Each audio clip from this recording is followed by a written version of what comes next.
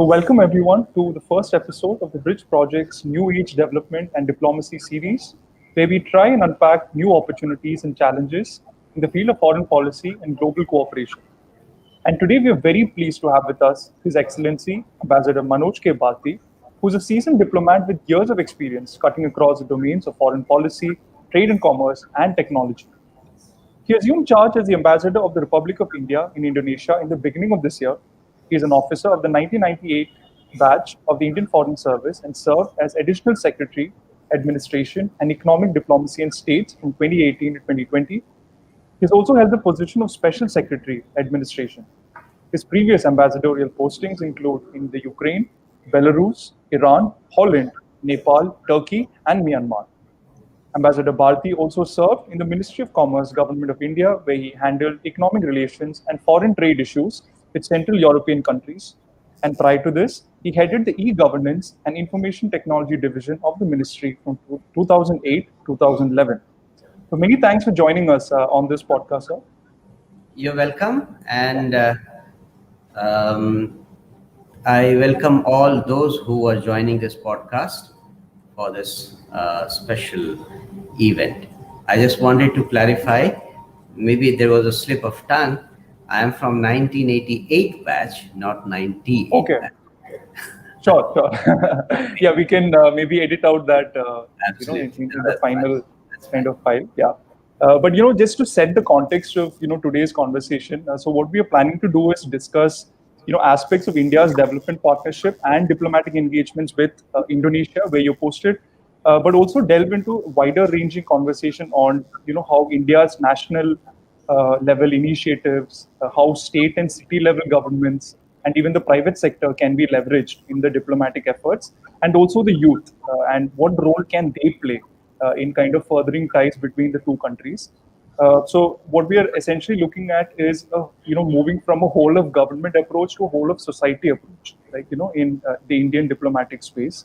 So we can explore levers of public policy, economic diplomacy, subnational diplomacy, etc., which, further India's foreign policy objectives at the same time. So, Ambassador, before we get into the crux of the conversation, I actually wanted to know, how has the COVID-19 pandemic changed things for you from a professional standpoint, in terms of, how you managed interactions with different stakeholders in the Indian government, the diaspora, the Indonesian public.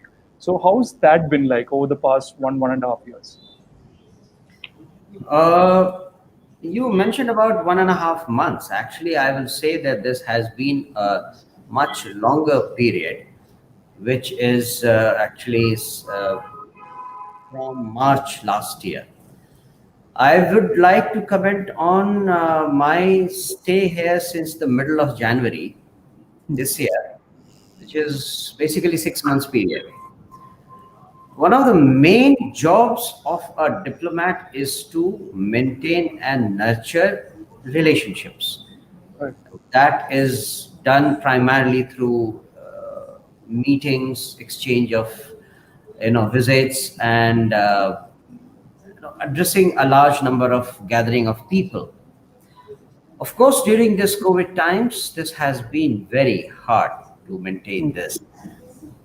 Even though we had a lot of restrictions, I can give you some examples of what I did after I came here, because at that time, from February onwards, when I presented my credential to the president of Indonesia, I made it a point to move to different regions and different provinces of Indonesia on a regular basis. During these months before this peak came in Indonesia, in the period of February, March, April, and May, I have visited 5 different provinces, which you can say as 5 different states in India, and met with different governors, different city mayors, chambers of commerce, university. Generally, as an ambassador, wherever I have been, as you mentioned, Belarus and Ukraine, it has been my practice to go to universities and interact with young people on an extensive basis. Wherever I used to go, I will address a gathering of 200 students, have a special session with them on, for example, in Ukraine, India-Ukraine relationship, India's own special features. And this is something which I have missed terribly here. I would have loved to continue that tradition. And one of the direct impact has been my inability to meet with younger people and exchange ideas with them. There have been other restrictions also, of course, in meeting dignitaries, different ministers, different leaders of society. I managed to get a large number of meetings face to face during the first 4 months of my operation. But in the last 2 months almost, or 1.5 months, this has been absolutely impossible. And we have had virtual meetings with finance minister and agriculture minister and many such people.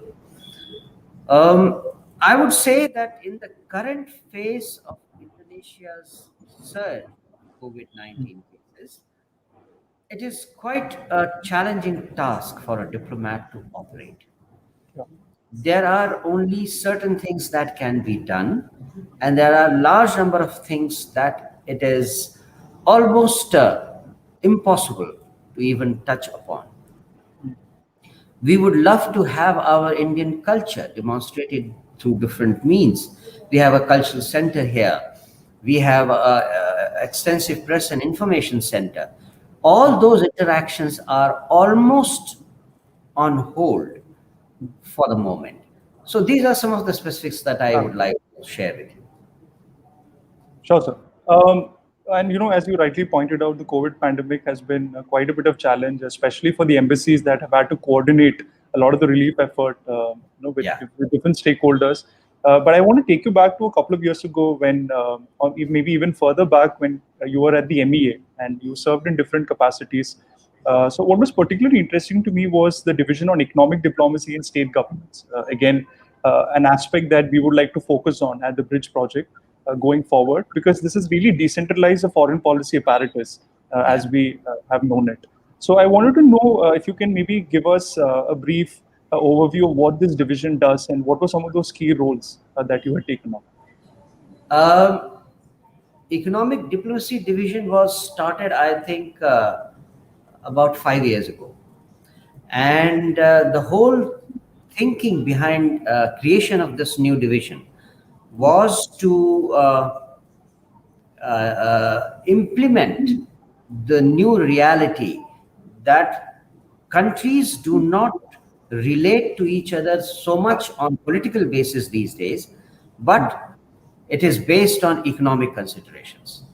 If two countries find economic complementarities, their political relationship takes shape accordingly. There was a need to spread this notion in different parts of the government of India itself, to emphasize that foreign ministry, Minister of External Affairs in India, is gearing to the new realities of diplomacy in the world. And it really served a very useful purpose. After a few years, I think 3 years ago, when Sushma Swaraj was our External Affairs Minister, the thinking was that in our economic diplomacy, much of the importance is to be given to the role of states, their economic strengths, and the need to link them with foreign businesses, foreign governments, foreign provincial governments, and so on and so forth. With that in mind, that the economic diplomacy should be taken from the center to the states, the states division was created and it was merged with the economic diplomacy division. The main idea, as I said earlier, was to interact with the state stakeholders. For example, State Minister of Agriculture, State Minister of Industry, State Minister of Small Scale Industries.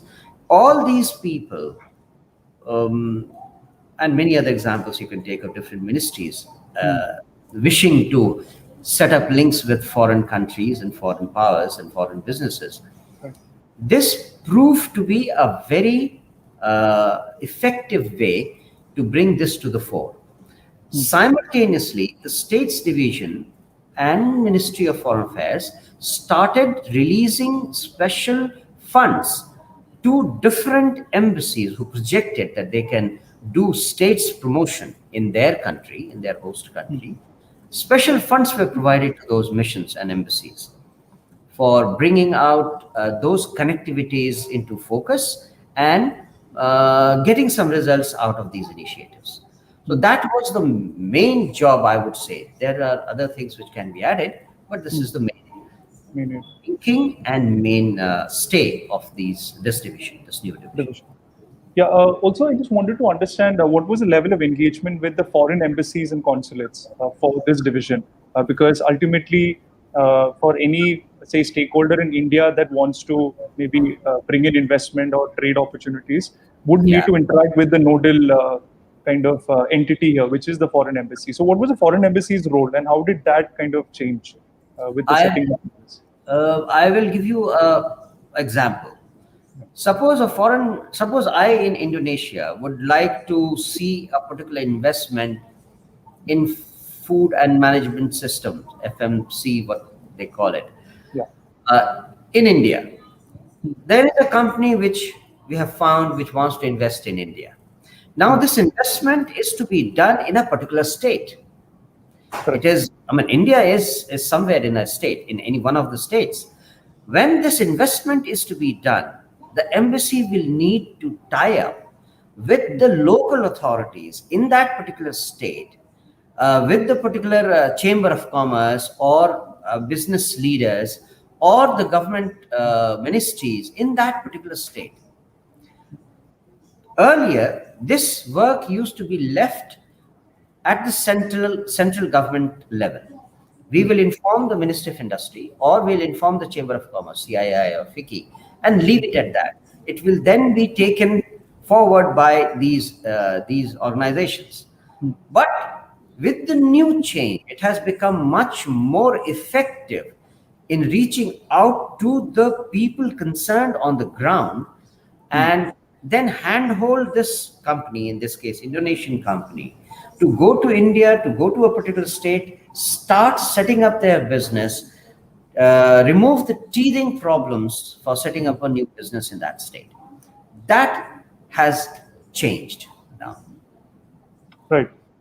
I think that's quite fascinating and something which I guess even these local level stakeholders have been hoping for, and the economic imbalances among states are there to see. So I guess this is a great opportunity, Correct. for them in specific. Another interesting development, in economic diplomacy sphere is how India can maybe push forward some of its national level initiatives. Some of the most successful ones being Digital India, the Make in India, even recently the Har Ghar Jal program that the Honorable Prime Minister has, rolled out. And how can this be leveraged to other like-minded partners and countries? So, if there are some examples on that front, and what is the potential you see in this regard? All those domestic policies that we have initiated, whether it Hmm. is Make in India or Atmanirbhar India, Atmanirbhar Bharat, or whatever, these need to be dovetailed with the domestic governmental policies. Hmm. And here I will talk about Indonesia. Yeah. Almost simultaneously, when we started this Atmanirbhar Bharat initiative, Indonesia has been on a aggressive path with their policy of industrialization 4. Hmm. The aims are almost the same. Basically, fundamentally, the aim is that both countries, like Indonesia and India, have almost missed the 20th century industrial revolution. Hmm. There are certain stages which we have fallen behind. And if we can take a leapfrog and get into the 21st century industrialization process, skipping the 20th century, some of those 20th century developments, we can catch up with the world. And we have this platform ready, whether you talk of e-currency, or you talk of artificial intelligence, or machine learning and things like this, where especially countries like ours, Indonesia and India, are at the forefront.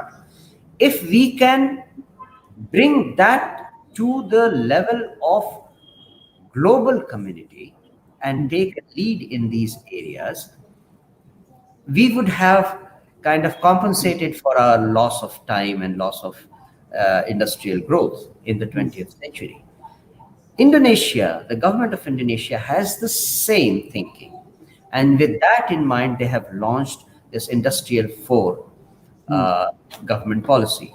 We need to dovetail, and this is what we have been talking whenever we talk to the government of Indonesia, that we need to bring our own strengths on the table and see how we can join hands with each other to further our progress, the rate of progress of economic development. One other example that I can give you in this regard is cooperation in the field of solar energy. Yeah. Renewable energy sources, and I particularly emphasize on solar energy, though I will have something else to say on renewable energies later, because we have one of our Indian companies have taken a project in biogas electrification project in a big way, and similar things. But coming back to solar energy, uh, we have been telling government of Indonesia to join the International Solar Alliance since the inception of ISA program. Indonesia has been rather slow in responding in the beginning, primarily because I would say their emphasis on fossil fuel. They have a huge store of fossil fuel, and their government energy agency did not want to downgrade their investment in fossil fuel in a way. But as the time goes by, and as the realization of meeting the COP norms, COP Paris norms sink in, there is an increasing tendency in Indonesia to emphasize on wider and higher utilization of solar energy in their energy mix. And we have found recently that government of Indonesia is quite receptive to the idea of taking the benefit of joining the Solar Alliance, International Solar Alliance, and hopefully things will move in this direction. Okay. No, so on the question of solar, because that's again an area of cooperation between both countries, as you pointed out.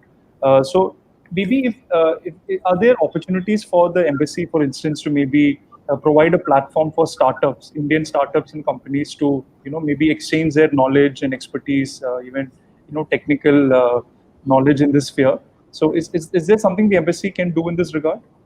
Embassy in this particular case can only advertise, be a springboard for advertisement of the Idea. Indian capabilities and ideas, which I have been doing not only at the central level, but as I said, I have been meeting different provinces, governors, and people like that, because at the here also the projects have to come in a particular province, and the governors have a large role to play.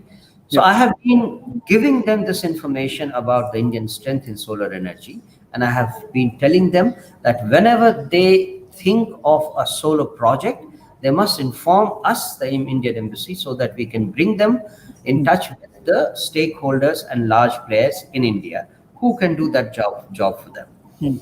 Um, this has been a repetitive exercise, as I said, both at the central level and at the provinces level. We have not succeeded as yet in the last 6 months in getting any particular project in the solar field area, but I'm quite hopeful because this all depends on government proposals. Solar energy is still a field here which is not in the private hands. It has to be done through the government. And unless the government issues a tender for a particular project or agrees for a particular project, no company or no there is no opportunity otherwise. So in a way, I have taken up the initial step, and we are waiting for responses from the government of Indonesia and provincial governments. Just to add to this, there are a large number of Indians owned, or India related companies in Indonesia. And quite a large number of them have already started solar electrification of their manufacturing plants. So there are certain examples of Indorama plant or machine building plants or other companies which have started electrification of their own plants in Indonesia. I was the other day, a couple of months ago, I was in Sumatra, and there I went to a gloves manufacturing facility, which is Asia's largest surgical gloves manufacturing facility, owned by an Indian company. There, they have set up already their solar panel, solar electrification plant, and it's running pretty well. Great. No, I think that's again a very interesting, dimension, and you're still kind of early days, in your stint at Indonesia. So we are hopeful for more, efforts and initiatives on that front. So you mentioned about the city provincial governments, and this is again something which we try to explore in our work. Looking at para diplomacy efforts between cities and the embassy and even other stakeholders. So I just Yeah. wanted to understand, given that the concentration of economic and cultural influence have been in the cities, in this century in particular, but even maybe further back. So I just wanted to understand what are some of the special initiatives that the embassy organizes with the city level or provincial level governments, which will help implement projects, for instance. Yeah. There are certain Indonesian cities which have sister city arrangements with Indian cities like Vijayawada, Uttarakhand, Cuttack. Um, Embassy is actively engaged in promoting the venues of increasing connect between two states or two cities. This mostly is from a point of view of people to people Hmm. interaction, tourism promotion, promotion of ideas, and as you mentioned about young people, exchange of young people.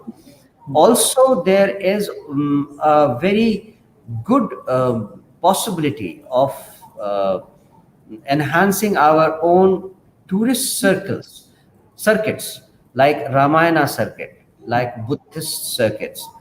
There is also a special area of tourism these days of medical tourism. India's medical facilities are extremely well known and highly rated in Indonesia. So all these are being taken as um, guidelines on to which countries should have sister relationship with which country in India, which province should be connected with which province in India. So I would say that we have done quite some basic work, but as everyone can appreciate, these are never ending procedures. Of course. And Uttarakhand is a good example where we have got sister city status with Bali Island. Yeah. And we hope that after this COVID period ends, there will be a much more effective exchange of people and ideas.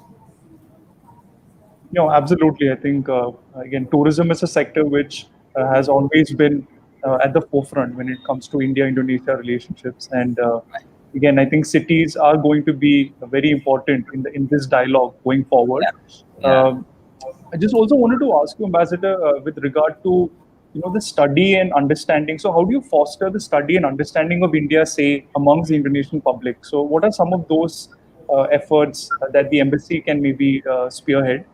So, maybe a little bit on that. yeah. Um, in fact, study in India and training opportunities in India is one of the most vibrant features of our bilateral relationship. Okay. Um, we have some special arrangements with ASEAN countries in general and Indonesia in particular. Hmm. One of those recent ideas, which was promoted by Prime Minister Modi, was a doctoral fellowship in Okay. India by ASEAN countries.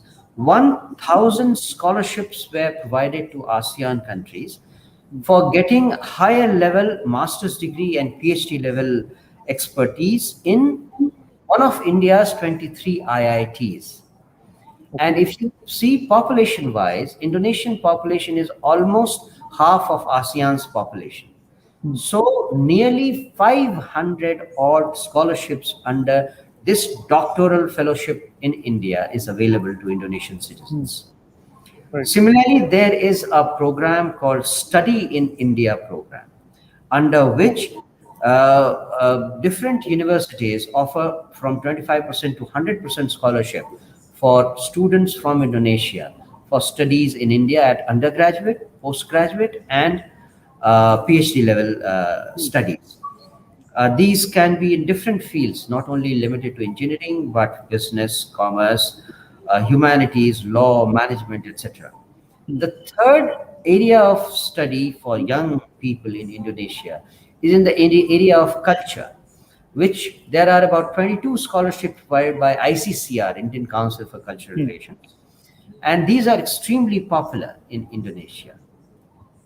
But more than these study courses, as I mentioned in the beginning, we have a good opportunity for training in India, training of young professionals who between the age group of 25 to 45 years, and those who have done 5 years of professional working in any field.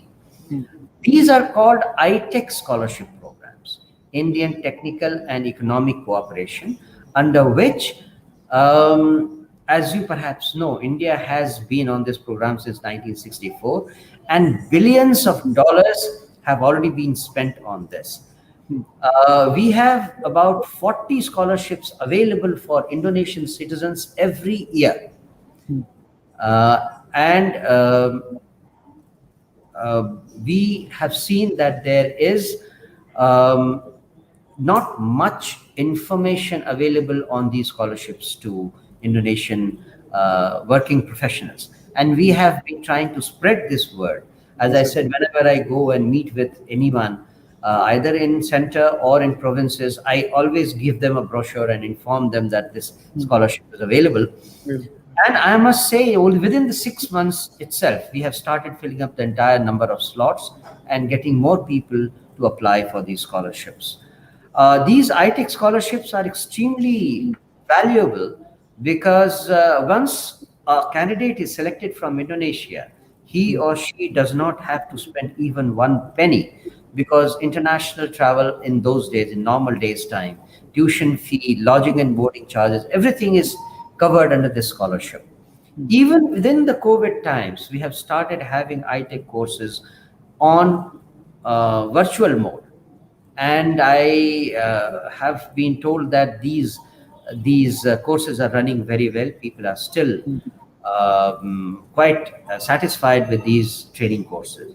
One thing I like to add under iTech program, perhaps you know, there is a concept of solar mamas. I don't know whether you have heard or not. Oh, no, we're not aware. Rural ladies in the deep rural areas are picked up to be sent to India, where they learn how to set up solar electric panels in their villages. Hmm. Only after 15 days of training, these ladies are sent back to their villages. Hmm. These kits for solar panels are sent to them, Hmm. and these ladies who are sometimes, most of the times, absolutely illiterate, because Hmm. they have been trained in this, they set up these solar panels in their villages and teach other people how to work on these solar panels and how Hmm. to set up, manufacture and set up these solar panels. This has also been started in Indonesia. This Hmm. project is named as Solar Mamas. Mamas, right. Yeah. Oh, very interesting. And like you mentioned, capacity building initiatives have been a major dimension of the India-Indonesia relations. If I could also add, the TCS of Colombo Plan scholarships Yeah. are Correct. also introduced. Absolutely. And again, Indonesia is a large recipient of the ITech program that Yeah. you had just very very eloquently pointed out with that example. So thanks for that. I just wanted to now shift our focus to how maybe the Indian businesses who want to set up their operations in Indonesia. So I think recently there was an MOU that was signed between the Indonesian Chamber of Commerce and Industry and the CII, including a CII office being set up in Jakarta for this purpose. So, how has been the facilitation of Indian businesses coming into Indonesia and the embassy kind of taking a leading role on that front?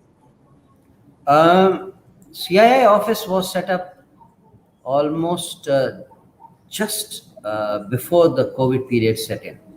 I am told that CII office was started in January 2020. So the CII representative has not got that advantage of working in complete freedom and open space, though they have set up a good rapport with the Indonesian Chamber of Commerce, which is called Yeah. Kadin. Carbon.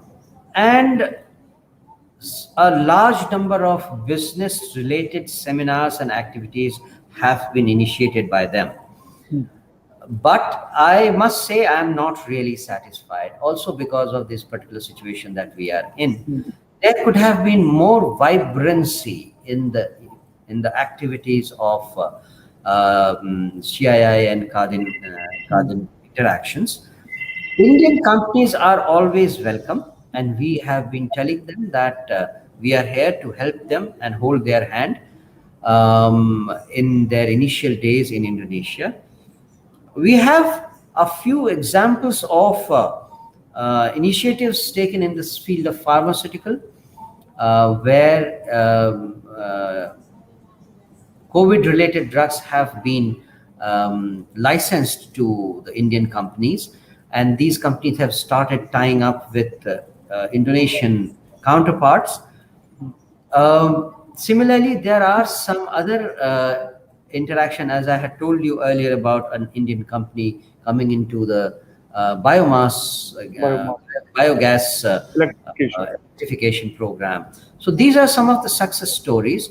There is also another area. GMR has entered into a tender process for creation of a new airport in Sumatra Island. Yeah. These are still initial days, but we have helped them extensively in getting to the business leaders. And especially when I had gone to meet with the governor of Sumatra, I had taken this representative of GMR with me. He had a first hand interaction with the governor, which helped him a lot in finally getting to know about this tender and getting to this stage where they are about to put this RFP. So I would say the pandemic has stunted our desired Hmm. growth in this area, but we are still at it, and we welcome any Indian company, either startup or a fully Hmm. based company, to Indonesia. I don't know whether you are aware, companies like Gojek, the transport company in Indonesia, is primarily an Indian IT related investment. Hmm. And similar stories are there in other areas of high technology and machine learning business. Yeah, and and as you pointed out, I think the COVID-19 pandemic has stunted development on this front. But I think in the Indonesian, or in fact, the Indian investment in Indonesia has fairly has done fairly well in recent years. According to latest figures I have with me, there's roughly around 995.18 million US dollars, right, across Nearly a 3,000 billion. projects, and also a lot of joint venture firms between Correct. Indonesian and Indian entities. So I think Correct. that's encouraging as we move forward. Uh, Yeah. Now I want to just talk about another cooperation area, right, which is on the infrastructure development, um, which is also again something which was discussed in the recent foreign policy consultation with between India and Indonesia. Yeah. Uh, So, is there a recognition that while the trade relationship, as and Indonesia is the second largest trade partner in ASEAN of India's, and the trade has increased in fact from 4.3 billion US dollars in 2005 to roughly 2021 billion US dollars in 2018 to 19. So, is there a recognition that while the trade relationships have kind of ballooned over the years, maybe the infrastructure aspect needs greater attention? So how does the embassy kind of coordinate with, and I know that you had recently met with some of the ministries in Indonesia regarding development projects. So a little bit on the infrastructure and connectivity projects between the Yeah. two countries. Okay. Now, let me start with some kind of a background. Hmm. There is an India-Indonesia Infrastructure Forum, Hmm. which is aimed at enhancing Indian investment in infrastructure sector in Hmm. Indonesia.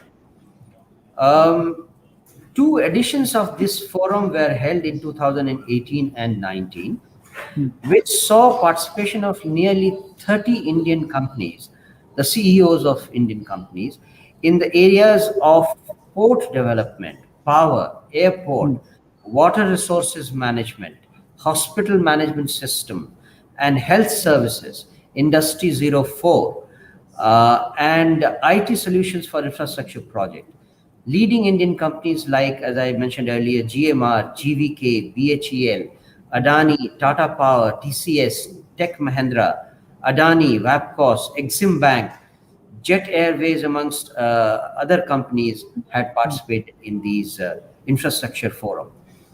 Um, to add to these initiatives, as you would remember, there is a line of credit of $1 billion extended by Government of India to ASEAN countries for development of infrastructure projects.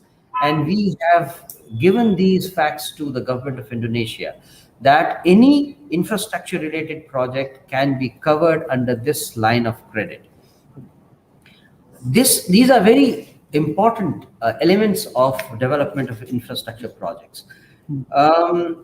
We had signed an MOU on technical cooperation in railway sector when Prime Minister Modi had visited Indonesia in May 2018. We still have to utilize this particular MOU because more work needs to be done. Hmm. But on the air services sector, a lot of work need is awaiting the end of this pandemic period, Hmm. because earlier there used to be a direct Air India flights between India and Indonesia, which Hmm. were withdrawn about 10, 12 years ago. But we had uh, Air Asia, Batik Air, Jet Airways operating between Bali and Indian cities, which also were stopped sometime earlier. Hmm. Nowadays, just before the pandemic stuck, Air India and Indigo had announced their destinations in Bali and Jakarta in the last quarter of 2019. Hmm. But due to this pandemic, this has been not possible to be initiated.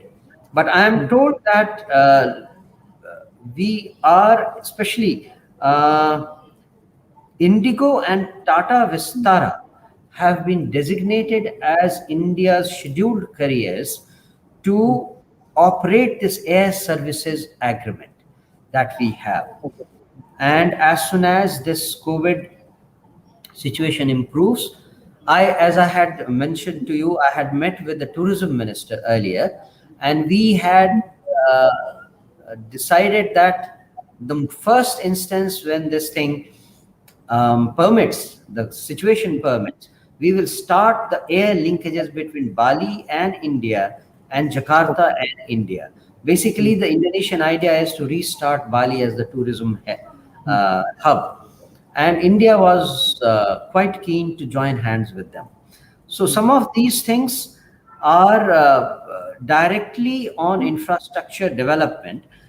We can also tell you that there has been a lot of discussion between infrastructure linkage between Andaman and Nicobar Island and Aceh province, which is the northernmost tip of Indonesia. Hmm. And many people do not realize The southernmost tip of India in Nicobar Island and the northernmost tip of Indonesia in Aceh are only 193 kilometers apart. Oh.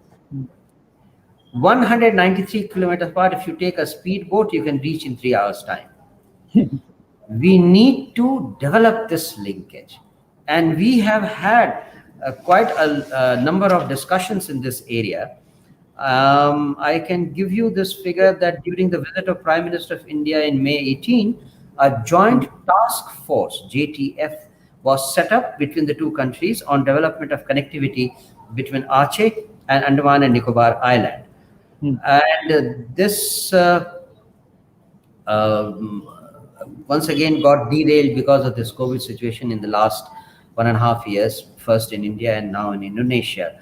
But we hope that some concrete steps will be taken up very soon to invigorate energy into this project of connectivity between Aceh province and Andaman and Nicobar province. I know.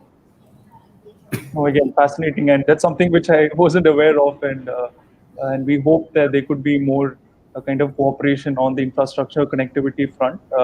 Although the discussions were primarily on railways and the air connectivity sectors, I think it's very relevant for maritime Absolutely. connectivities as well to kind of Right. come up. By that, I'll kind of move to that final segment, of this conversation, and maybe we can touch upon, how the youth are in fact quite relevant to the conversation in the kind of diplomatic relationship between both the countries, given that the highest mobile internet use in the world is within this region. So how do you think both countries can leverage their respective demographic dividend and the digital revolution, right, that we are currently that's currently underway? And if I could give an example of the Indian ASEAN Youth Summit, which has been going on for the last few years. So, what are the ways in which you think the embassy can promote such, youth exchanges and engagements? And as you had pointed out in your earlier remarks, this is something which you're kind of deeply passionate about, right? So, Yeah. yeah, would be lovely to hear what your thoughts are on this front. Yes, as you said, I am quite passionate on this subject, and I'll start with some passionate appeal. The youth in India and Indonesia both have to realize the uniqueness of our countries. Yeah. And I'll start with some of them. India is the world's largest democracy. In Indonesia is world's third largest democracy. India is the world's second most populous country. Indonesia is world's fourth most populous country. In real economic terms, India is the fifth or sixth largest economy in the world. Indonesia is the ninth largest economy in the world. We share the same same democratic credentials. We both emphasize on freedom of press. We both emphasize on human rights activities. We both are similar countries. There is a need, particularly, forget about politicians and diplomats, there is a need amongst the youth to realize these similarities. There is a need for them to work on these similarities, set up links on their own private channel. Today, embassies and governments do not need to come in picture. They can be on social media with each other, create social media forums, create this awareness as to what is the role that the youth of India and Indonesia can play in safeguarding the norm of democracy in the world. Today, if you see everywhere, the concept of democracy is being degraded. Starting from the US itself, in the last 4 years, you have seen how democratic norms have been degraded. The whole world is losing faith in democracy as a system to rule. It is the youth of our two countries, world's biggest democracy and the world's third biggest democracy, to come together and spread this message that the democratic system is the best system to rule over people. The autocratic system or the communist systems are too degenerated on its own, where particular freedoms are barred from a common access. Hmm. As you mentioned and I said earlier, I'm quite passionate about this, and Hmm. I see a large role being played by the youth of these two countries in coming days. Take the help of social media and Hmm. build this connectivity between you two. Forget about air connectivity or rail connectivity or maritime connectivity. It is your connectivity which is of significance today Hmm. for the upkeep of not only our two countries but democracy at large in this world. Now, as far as the Hmm. role of Indian embassy is concerned, embassy is always open for any new initiative that one can suggest. Any way to bring the people of two countries together, I can assure you, I will take personal interest in taking these proposals forward and working with you on this side of the spectrum. And the Indian side, I will leave it to the youth of India. Right. No, I think again, it's very touching to know that the youth needs to be seen as a very important constituent as we move forward, and I think your efforts on that front will certainly be welcome, in the years to come. So maybe maybe one final message you have for, say, Indians who look towards Indonesia, both from a tourism standpoint, from educational standpoint, setting up businesses. What would be your one or two key takeaways for them as they look towards this country? I am also a product of Indian education system. And though I'm an engineer, but I have a deep interest in history and geography and things like that. And this is the message I want to give to the Indian youth. Hmm. Indian books in the schools or colleges do not give the due importance to Indonesia as a country. Yeah. The youth of India must do their own research to find how Indonesia is a very near and dear country for Indians. Hmm. It has always been a country of our ancestors. It has been a country where we had deep and direct relationship Hmm. since the beginning of civilization, almost the beginning of civilization, Hmm. starting from 3rd century BC at least. And the youth of today do not know about these linkages.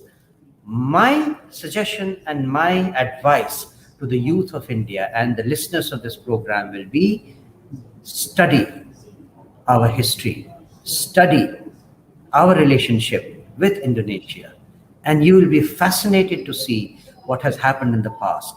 That will also give you enough encouragement to get up and start working more for the future of not only India and Indonesia individually, but for our bilateral relationship as well. Thank you. No, wonderful to hear. And I think maybe we can have another round of conversation, maybe on the geographic and historical and cultural ties between both the countries, because clearly you seem to be passionate about furthering this initiative as well. But Ambassador Bhati, thank you so much, for joining us and sharing your fascinating insights. It was really a pleasure speaking with you.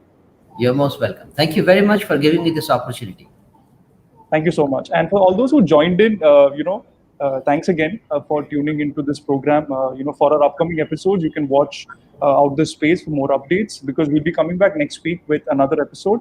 So you can subscribe to the Bridge Project on across various social media platforms, wherever you listen to your podcast. So this will be available in those podcast applications. So maybe I can leave it at that. So thank you, Ambassador Bharti. It was Thank a you. pleasure. And thank you Yeah. so much. And we wish you and your team all the very best, given the grim Thank you very situation much. in Indonesia now. Thank So you. do Bye take bye. care. Thanks a Yeah. lot. All the viewers, bye bye.